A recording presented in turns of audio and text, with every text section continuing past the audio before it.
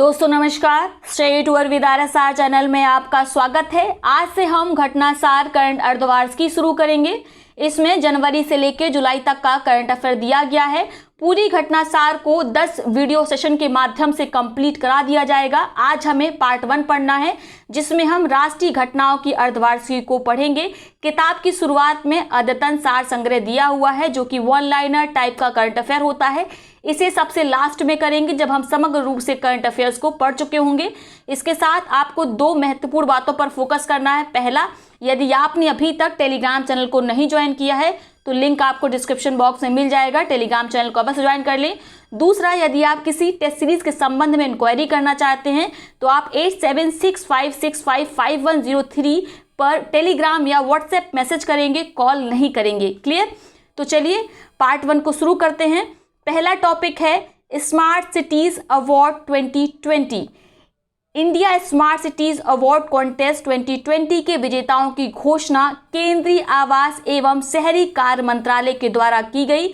शहरी वर्ग में इंदौर और सूरत को संयुक्त विजेता घोषित किया गया, यानी टॉप पर 2 शहर शामिल है। कौन कौन से? एक मध्य प्रदेश का इंदौर, दूसरा गुजरात का सूरत। ठीक है, इसके साथ आप नोट करेंगे, पहली बार राज्यों को भी उनके यहाँ स्मार्ट सिटीज की स्थिति के आधार पर सम्मानित किया गया।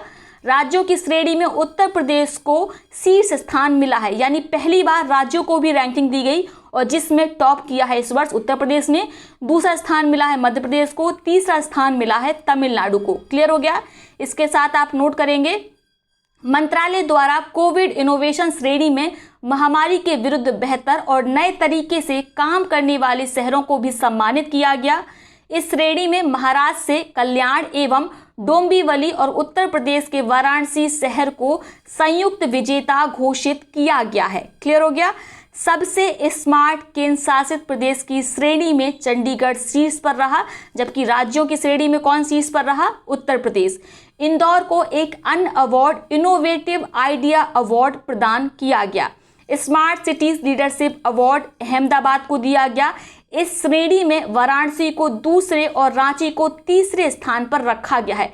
तो आपको याद रखना है, उत्तर प्रदेश के वाराणसी को स्मार्ट सिटीज लीडरशिप अवार्ड में दूसरे स्थान पर रखा गया है। इसके साथ आप नोट करेंगे, प्रतियोगिता में कुल 20 में से 11 पुरस्कार मध्य प्रदेश को मिले हैं। क्लियर हो गया? कुछ अन्य पुरस्कारों के अंतर्गत अर्बन मोबिलिटी में औरंगाबाद शीर्ष पर है, संस्कृति में इंदौर, साफ सफाई में तिरुपति, गवर्नेंस में बड़ौदा, शहरी पर्यावरण में भोपाल, अर्थव्यवस्था में इंदौर, जल की व्यवस्था में देहरादून शीर्ष पर है। क्लियर हो गया? तो इन सभी फैक्ट्स पर आप विशेष फोकस करेंगे। दूसरा टॉपिक है अखिल भारतीय उच्च शिक्षा सर्वेक्षण 2019।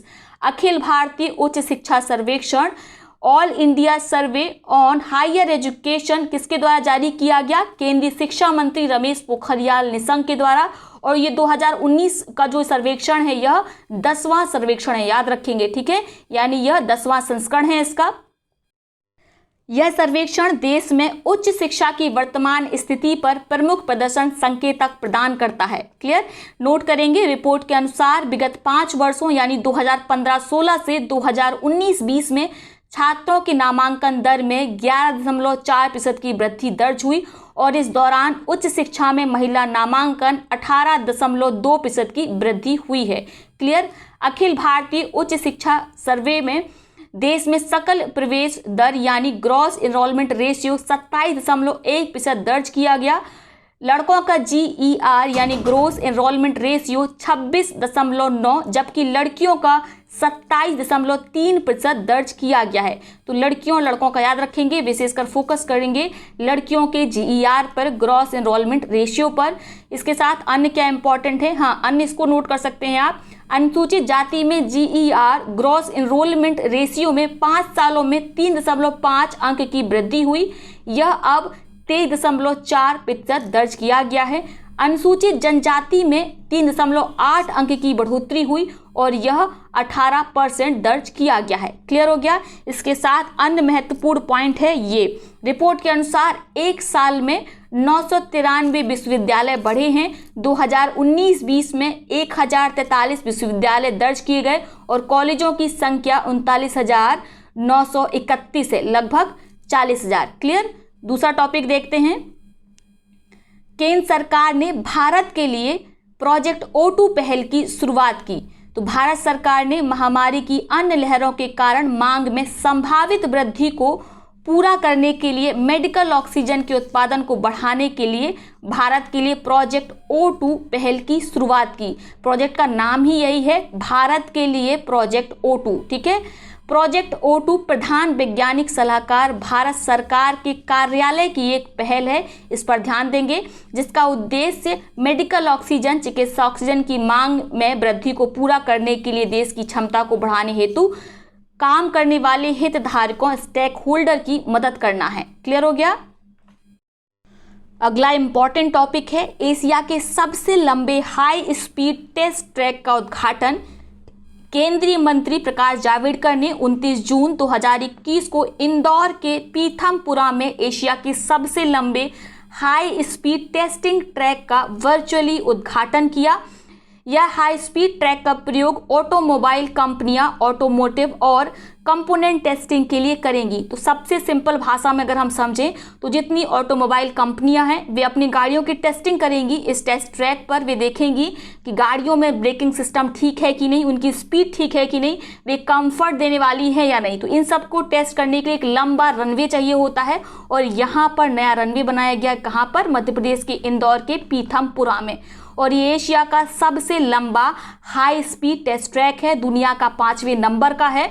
इसकी लंबाई अगर आप चाहें तो नोट कर सकते हैं 11.3 किलोमीटर। ठीक है। इसको नाम दिया गया है नाट्रेक्स। नाट्रेक्स का फुल फॉर्म है national automotive test track. Clear हो गया। अगला टॉपिक है डीप ओशन मिशन प्रस्ताव को सरकार की मंजूरी। प्रधानमंत्री नरेंद्र मोदी की अध्यक्षता में हुई आर्थिक मामलों की मंत्रिमंडलीय समिति की बैठक में गहरा सागर मिशन, डीप ओशन मिशन के प्रस्ताव को मंजूरी प्रदान की गई। तो केवल डीप ओशन मिशन याद रखेंगे, गहरा सागर मिशन याद रखने की आवश्यकता नहीं है। पृथ्वी विज्ञान मंत्रालय द्वारा संचालित इस मिशन के अंतर्गत गहरे सागर, डीप ओशन का सर्वेक्षण यानी सर्वे और खोज की जाएगी, जिससे जैव विविधता, बायोडाइवर्सिटी और खनिजों यानी मिनरल्स के अध्ययन में मदद मिलेगी। तो आपको याद रखना है संचालनकर्ता कौन है? पृथ्वी विज्ञान मंत्रालय।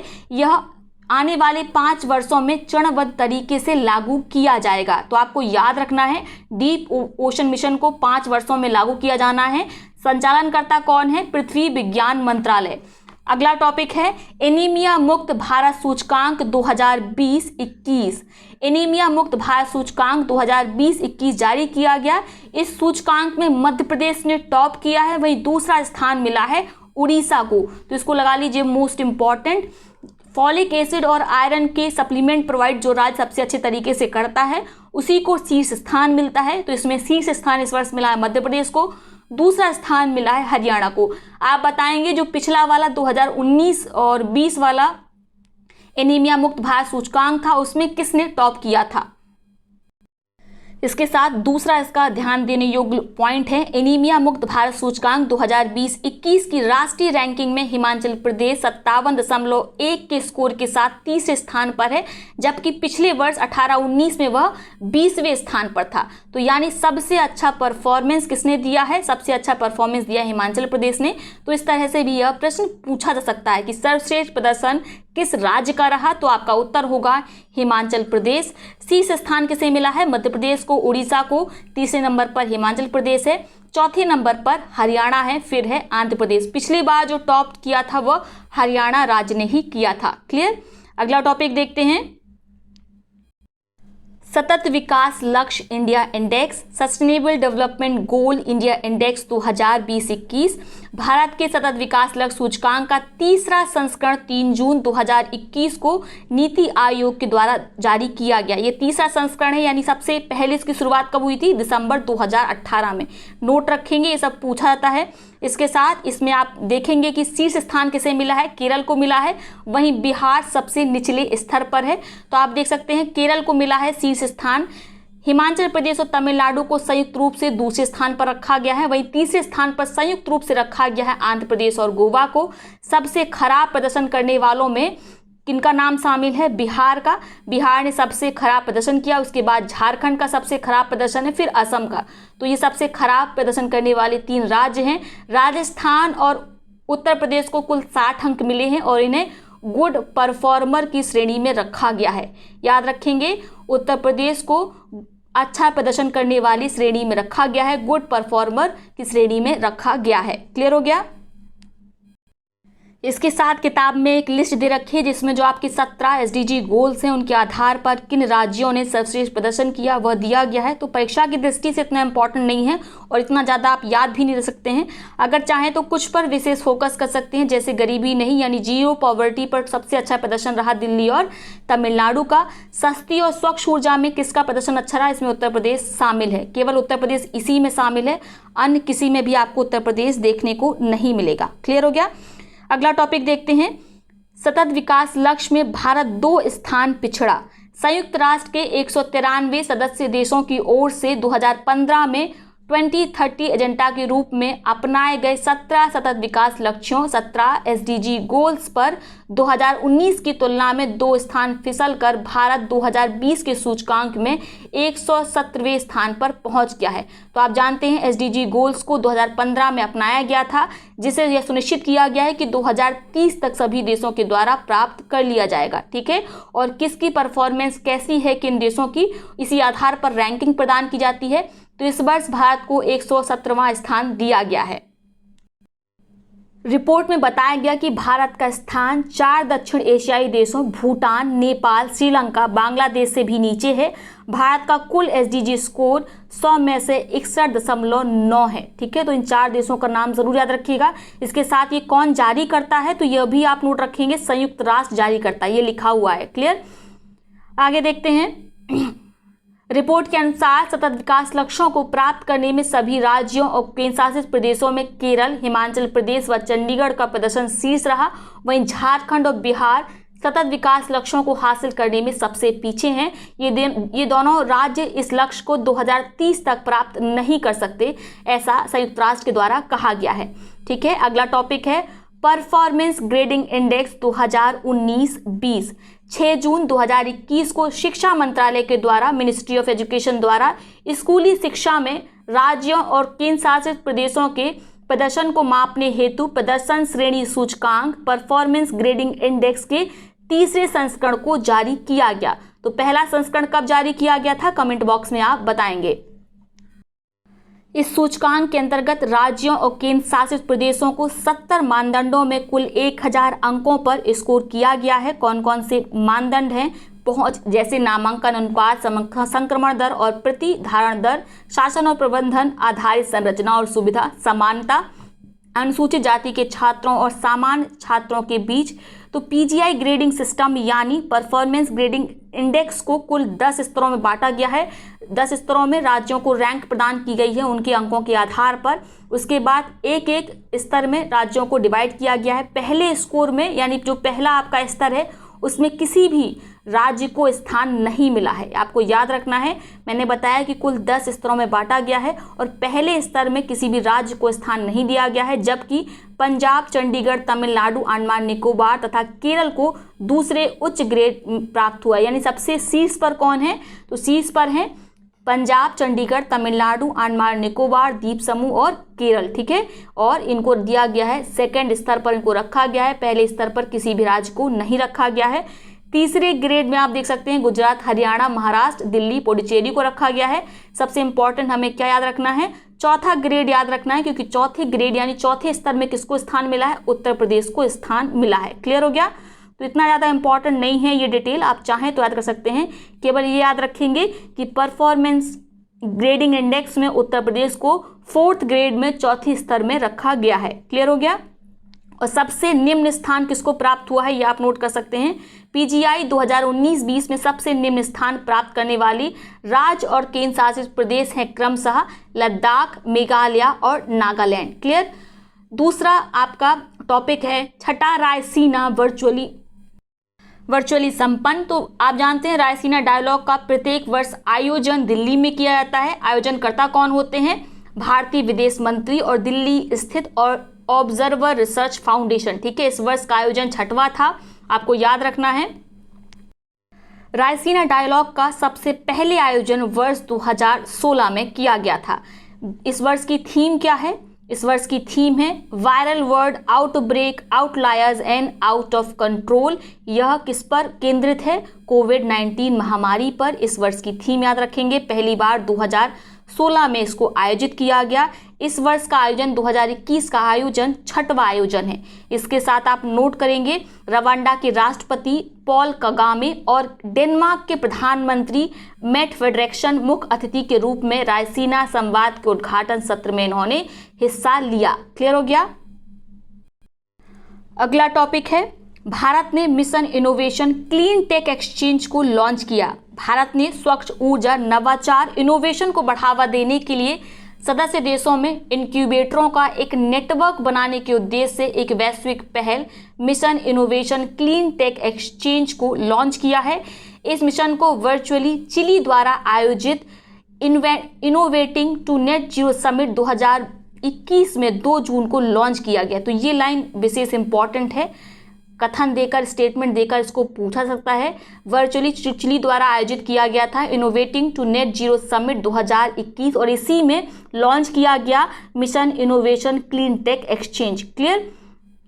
इस मिशन का उद्देश्य स्वच्छ ऊर्जा को दशकों तक किफायती, आकर्षक, सुलभ बनाने तथा पेरिस समझौते की दिशा में कार्यवाही में तेजी लाना है। तो आपके लिए पेरिस समझौता इंपॉर्टेंट हो जाता है, इसको जरूर आप पढ़ लेंगे। इसके साथ नोट करेंगे भारत सहित 23 देशों की सरकार ने सामूहिक रूप से मिशन इनोवेशन 2.0 नाम का एक नया बोल्ड प्लान शुरू किया है।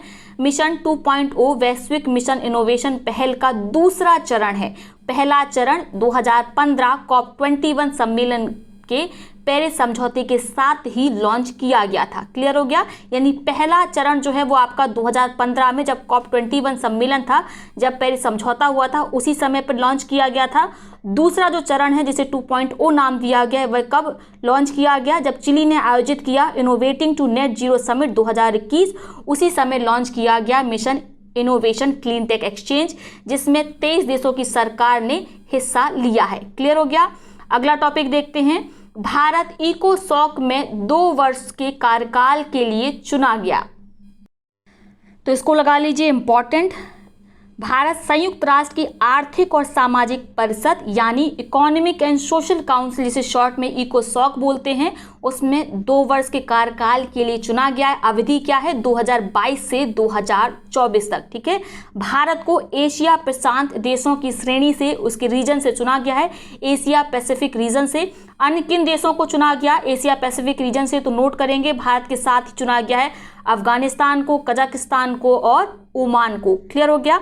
इसके साथ आप नोट कर सकते हैं सतत विकास के 3 प्रमुख क्षेत्रों आर्थिक, सामाजिक, पर्यावरणीय क्षेत्र में यानी इकोनॉमिकल, सोशल और एनवायरमेंट क्षेत्र में विकास को आगे बढ़ाने के लिए 54 सदस्यीय इकोसॉक की स्थापना 1945 में की गई थी। इसको नोट रखेंगे, ये पूछा जाएगा। इसके साथ भारत को संयुक्त राष्ट्र आर्थिक और सामाजिक परिषद के 3 निकायों यानी 3 बॉडीज के लिए चुना गया है। भारत को अप्रैल 2021 में संयुक्त राष्ट्र यूनाइटेड नेशन आर्थिक और सामाजिक परिषद के 3 निकायों के लिए चुना गया है। कौन कौन से हैं वे? पहला आपका निकाय है अपराध रोकथाम और आपराधिक न्याय आयोग, संयुक्त राष्ट्र लैंगिक समानता और महिला सशक्तिकरण कार्यकारी बोर्ड तथा विश्व खाद्य कार्यक्रम का कार्यकारी बोर्ड यानी एग्जीक्यूटिव बोर्ड। ठीक है। वर्ल्ड फूड कार्यक्रम के एग्जीक्यूटिव बोर्ड में भी चुना गया है। इनके लिए कार्यकाल 3-3 वर्ष का है तीनों के लिए, तो आपको नोट रखना है। इनका कार्यकाल शुरू होगा 1 जनवरी 2022 से। अगला टॉपिक है महाराष्ट्र को मिली भारत की पहली फ्लोटिंग LNG स्टोरेज और गैस रिगैसिफिकेशन यूनिट। भारत को पहला floating storage regasification unit Maharashtra के रत्नागिरी जिले में एच एनर्जी के जयगढ़ टर्मिनल पहुंच गया। FSRU होएग जायंट को सिंगापुर के केपिल शिपयार्ड से रवाना किया गया था। तो आपको नोट रखना है जयगढ़ टर्मिनल तक पहुंच गया है। FSRU LNG ट्रांसफर के लिए प्रयोग की जाने वाली विशेष प्रकार का जहाज होता है। रीगैसिफिकेशन प्रक्रिया के द्वारा तरलीकृत प्राकृतिक गैस यानी लिक्विफाइड नेचुरल गैस को उसकी गैसीय अवस्था में वापस लाने के लिए तप्त किया जाता है। इसके साथ नोट करेंगे, यह महाराष्ट्र में LNG टर्मिनल का पहला वर्ष भी है। यह LNG टर्मिनल भारत के पश्चिम घाट पर महाराष्ट्र के रत्नागिरी जिले के JSW जयगढ़ बंदरगाह पर स्थित है। तो ये भी आपका GS में प्रश्न बन सकता है, जयगढ़ बंदरगाह कहाँ पर है? तो यह है महाराष्ट्र में। क्लियर हो गया? यह बंदरगाह महाराष्ट्र में गहरे समुद्र में 7 दिन 24 घंटे परिचालन करने वाला निजी क्षेत्र का पहला बंदरगाह है। तो इसको मोस्ट इंपॉर्टेंट आप टिक कर लेंगे। अगला टॉपिक है सिंधु दुर्ग का एक क्षेत्र जैव विविधता बायोडाइवर्सिटी विरासत स्थल नामित। महाराष्ट्र सरकार ने 31 मार्च 2021 को सिंधु दुर्ग जिले के पश्चिमी घाट के अंबोली में उस क्षेत्र को जैव विविधता विरासत स्थल के रूप में घोषित किया, जहां एक दुर्लभ मीठे पानी की मछली की प्रजाति को देखा गया था। मुख्यमंत्री उद्धव ठाकरे के बेटे एवं वन्यजीव शोधकर्ता तेजस ठाकरे उनकी टीम ने सिंधु दुर्ग जिले का सामतवाड़ी तहसील में अंबोली के पास मीठे पानी की नई मछली प्रजाति जिसका नाम है सिस्टुरा हिरण्यकेशी की खोज की। इसका नाम किसके नाम पर पड़ा है? इसका नाम पड़ा है अंबोली गांव के पास बहने वाली हिरण्यकेशी नदी के नाम पर। ठीक है, याद रखेंगे, सिस्टुरा हिरण्यकेशी यह मीठे पानी की दुर्लभ मछली है। इस प्रजाति यह दुर्लभ प्रजाति मछली पकड़ने की गतिविधियों के कारण विलुप्त होने के कगार पर पहुंच गई है। अगला हमारा टॉपिक है असम का रायमोना रिजर्व राज्य का छठा और देहिंग पटकाई 7वां राष्ट्रीय उद्यान घोषित।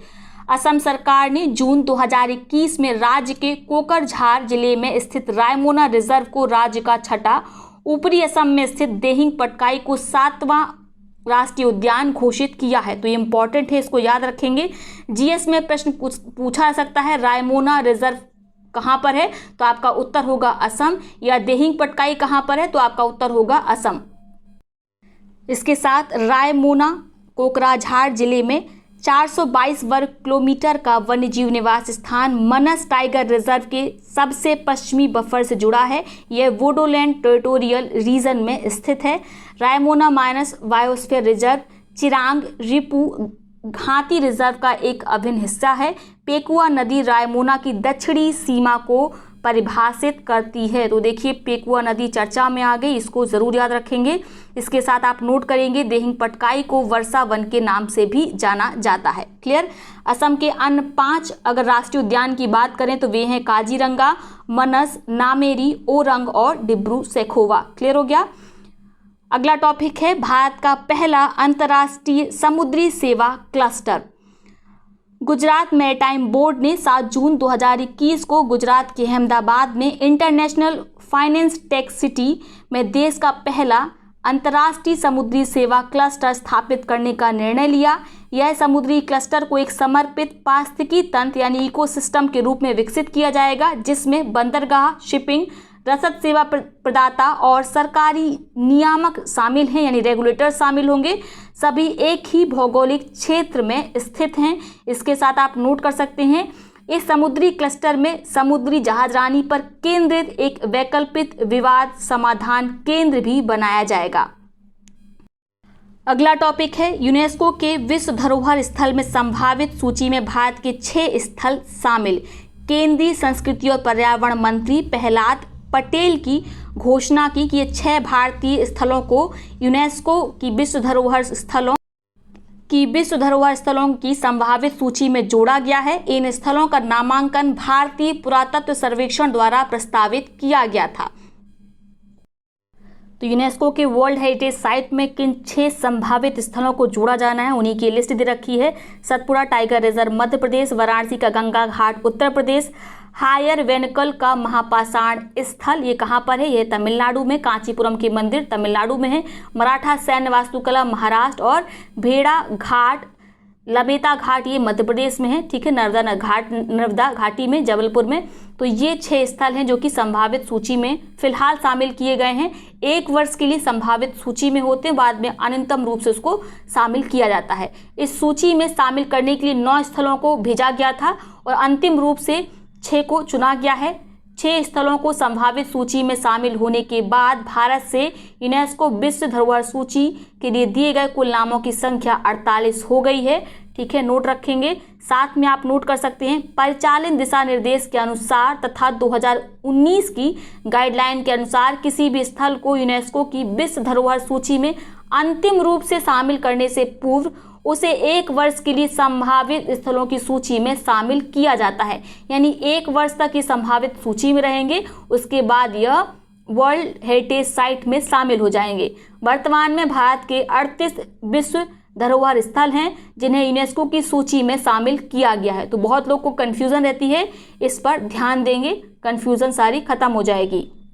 अगला टॉपिक है मॉडल किराएदारी कानून की सरकार को मंजूरी। तो परीक्षा की दृष्टि से इतना इम्पोर्टेंट नहीं है, लेकिन फिर भी कुछ फैक्ट्स को हम देख लेते हैं।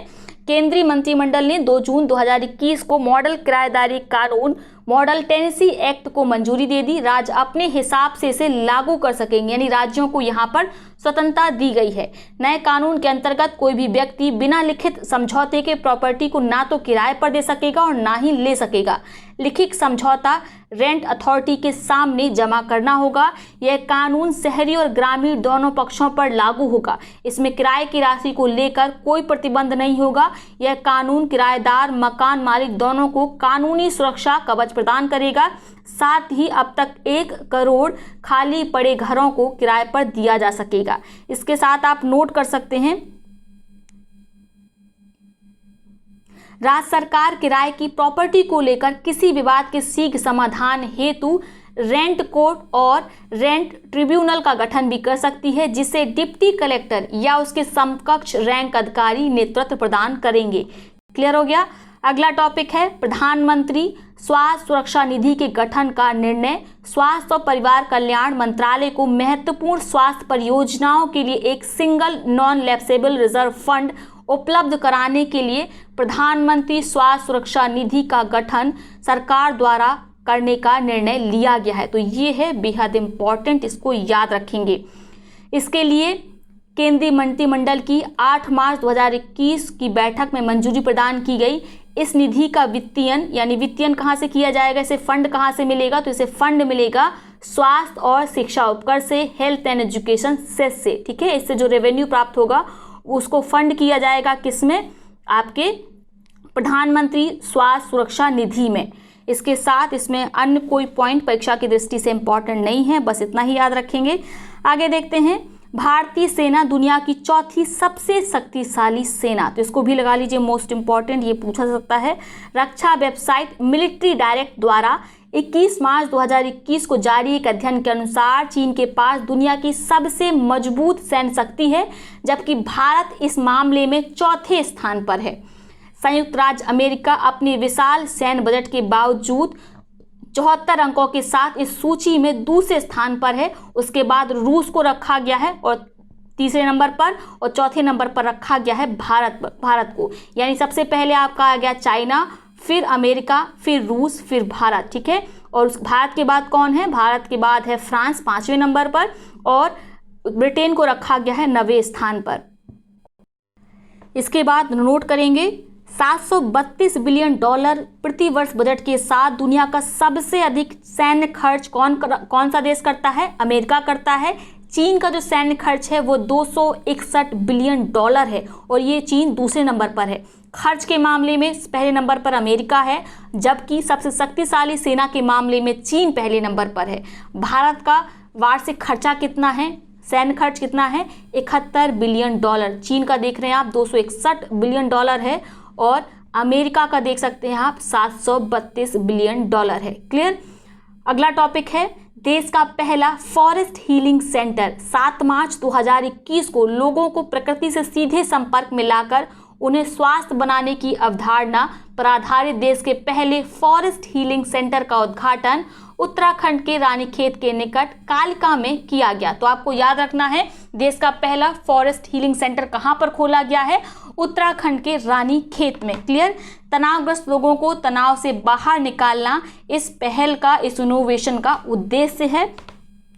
इसके साथ आप नोट कर सकते हैं, उत्तराखंड वन विभाग की अनुसंधान शाखा ने वन स्नान की जापानी तकनीक शिनरिन योकू से प्रेरणा लेते हुए यह तैयार किया है। यानी यह क्या है? यह वन स्नान की एक तकनीक है जिसे नाम दिया गया है फॉरेस्ट हीलिंग सेंटर। ठीक है, किस पर आधारित है?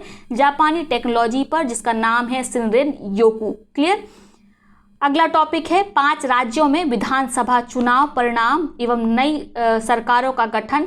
तो बहुत ज़्यादा इंपॉर्टेंट नहीं है, मुख्य रूप से हमें देखना है कि किन राज्यों के पास कितनी विधानसभा सीटें हैं, इस पर ज़्यादा फोकस करेंगे।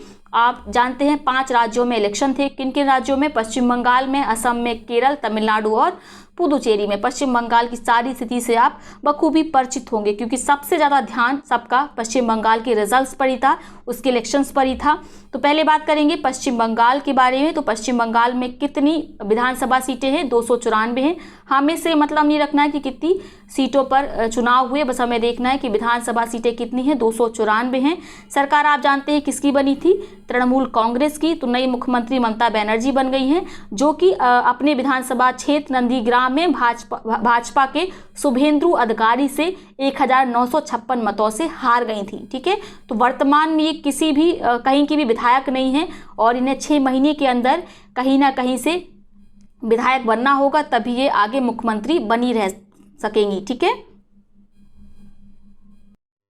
दूसरा राज्य था असम। यहाँ पर कितनी सीटें हैं? यहाँ पर है 126 विधानसभा सीटें। ठीक है, 1 मिनट, एक बार आप इसको चेक कर लेंगे। असम में 126 ही विधानसभा सीटें हैं या ज़्यादा हैं। ठीक है, यहाँ पर विजेता कौन रहा? भारतीय जनता पार्टी रही और हेमंत बिस्वा असम के 15वें मुख्यमंत्री बने। हेमंत बिस्वा शर्मा। यहाँ के राज्यपाल कौन है? जगदीश मुखी हैं और इन्होंने ही इनको शपथ दिलवाई। क्लियर हो गया? तीसरा हमारा राज्य था केरल। यह 140 सदस्यीय विधानसभा सीटों वाला राज्य है और यहाँ पर दूसरी बार मुख्यमंत्री बने हैं कौन? पिनराई विजयन। केरल मोस्ट इंपॉर्टेंट, इनको याद रखिएगा। पिनराई विजयन बने हैं ये केरल के लगातार दूसरी बार मुख्यमंत्री। केरल के राज्यपाल आरिफ मोहम्मद खान ने पिनराई विजयन को लगातार दूसरे कार्यकाल के लिए केरल के मुख्यमंत्री के रूप में शपथ दिलाई। केरल की पिछली साल में स्वास्थ्य मंत्री रही के शैलजा को इस बार कैबिनेट में जगह नहीं मिली। तो के शैलजा लगातार चर्चा में रही हैं। आप इनसे संबंधित करंट अफेयर्स को जरूर याद रखिएगा। तीसरा हमारा कौन सा है? तमिलनाडु है। तमिलनाडु की 234 सदस्यीय विधानसभा सीटों के लिए चुनाव में डीएमके द्रविड़ मुनेत्र कंगड़म को सर्वाधिक 133 सीटों पर जीत मिली। तो यहाँ पर कितनी विधानसभा सीटें हैं? 234। आपको याद रखना है। यहाँ के मुख्यमंत्री कौन बने हैं? तो पहली बार मुख्यमंत्री बने हैं एमके स्टालिन। वहीं तमिलनाडु के राज्यपाल हैं बनवारी लाल पुरोहित। उसके बाद सबसे लास्ट वन है पुडुचेरी। पुडुचेरी में आप जानते हैं यहाँ पर 30 विधानसभा सीटें हैं और यहाँ पर कौन बने हैं? नए मुख्यमंत्री कौन बने हैं? तो चौथी बार ये मुख्यमंत्री बने हैं एन रंगास्वामी। ठीक है, ये लगातार 4 बार से मुख्यमंत्री बन रहे हैं। तो आपको याद रखना है पुडुचेरी में 30 विधानसभा सीटें हैं। मुख्यमंत्री एन रंगास्वामी हैं, राज्यपाल टी सुंदरराजन हैं। क्लियर हो गया? अगला टॉपिक देखते हैं। अगला टॉपिक है विश्व का सबसे ऊंचा रेलवे आर्क ब्रिज। ये मोस्ट इंपॉर्टेंट है, इसको याद रखना है। केंद्र शासित प्रदेश जम्मू कश्मीर ने रियासी जिले में चिनाब नदी पर विश्व का सबसे ऊंचा आर्क रेलवे पुल का निर्माण कर भारतीय इंजीनियरों ने इतिहास रच दिया। तो कहाँ बनाया गया है? जम्मू कश्मीर में रियासी जिले में चिनाब नदी पर। ठीक है, विश्व का सबसे ऊंचा आर्क ब्रिज। इसके साथ ही भारत में अब तक का सबसे बड़ा रेलवे प्रोजेक्ट भी है यह। 1315 मीटर लंबे इस पुल की नदी से ऊंचाई 359 मीटर है। यानी पुल की लंबाई कितनी है? 1315 है। वहीं अगर हम ऊंचाई की बात करें तो यह 359 मीटर ऊंचा है। पेरिस के एफिल टावर से यह 35 मीटर अधिक ऊंचा है। याद रखेंगे। इस पुल का निर्माण कोंकण रेलवे कॉरपोरेशन लिमिटेड द्वारा किया गया। निर्माण के बाद यह पुल चीन के सुईपुई नदी पर निर्मित सुआईबाई रेलवे पुल, जिसकी ऊंचाई 275 मीटर है, उसका रिकॉर्ड इसने तोड़ दिया है। याद रखेंगे, ठीक है। यह railway arch bridge 111 kilometre Udhampur Srinagar Baramulla rail link परियोजना का एक हिस्सा है, जिसका उद्देश्य कश्मीर घाटी को देश के बाकी हिस्सों से रेलवे लाइन के माध्यम से जोड़ना है। क्लियर हो गया? तो आज के सेशन को यहीं पर ख़त्म करते हैं। अगला वीडियो कल आएगा, इसके लिए आप चैनल से लगातार जुड़े रहें। यदि किसी टाइप की आपको इंक्वायरी है तो आप 8765655103 पर व्हाट्सएप मैसेज या टेलीग्राम मैसेज के द्वारा पूछ सकते हैं। साथ में टेलीग्राम चैनल को ज्वाइन कर लीजिए। सभी डिटेल्स और इस किताब की आपको PDF वहीं पर उपलब्ध कराई जाएगी। तो चलिए कल मिलते हैं नए सेशन में, तब तक के लिए बहुत बहुत धन्यवाद।